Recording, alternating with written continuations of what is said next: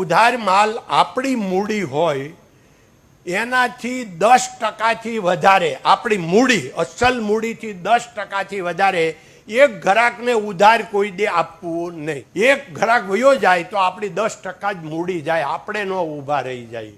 બીજા નંબરમાં કે અમે ઉધાર, હવે તો ઉધાર આપવાનું છે જ નહીં ડાયમંડમાં, આ તો ત્યારની વાત કરું છું કે ઉધાર જ્યારે અમે આપતા હતા ત્યારે ટાઈમે જે પૈસા આપે એને જ બીજી વાર માલ આપવાનો.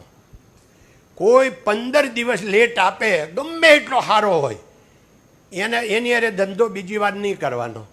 તો એમ થાય બધાને કે આટલો મોટો વેપારી અમારી કરતાંય મોટા હોય, પણ અમે નહોતા આપતા. શું કામ કે 15 દી મોડા શું કામ આપે, મહિનો મોડા શું કામ આપે છે? કાં તો એની પાસે પૈસા નથી અને કાંઈ લુચ્ચો છે.